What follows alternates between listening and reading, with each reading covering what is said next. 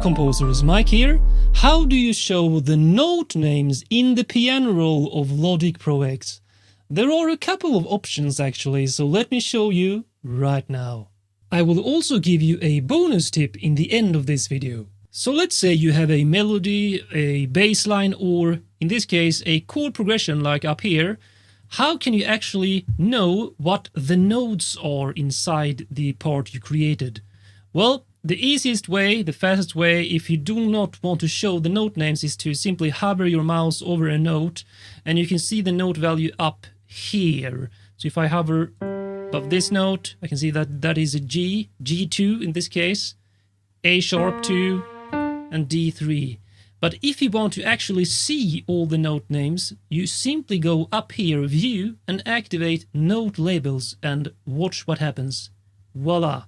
I can now see not only the note names G2, A sharp 2, D3, but also the individual velocity values for each note, which is an added bonus of this method. Now, the only real drawback from this is that if you zoom out too much, you can see that now the note names and velocity values disappear, so you have to be a bit zoomed in to see these values. Now here's my bonus tip for you. In case you do not want to see the note names here on each note, you might think this is too cluttered. Well, you can remove the note labels here and instead use the condensed mode, which actually only will show all the notes that are used, so all these gaps will be removed. And a bonus from this is, if you take a look, now you can actually see the note names here instead of the piano roll here.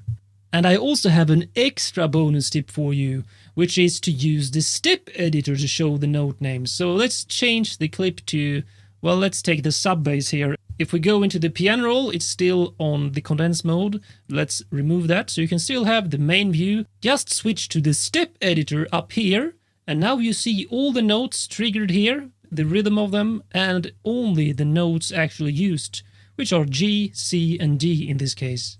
And one thing I like about the step editor view is that I can more easily select a note and change the velocity value here, because I can see all the lines more clearly here. So I need to simply select one note and adjust the velocity level.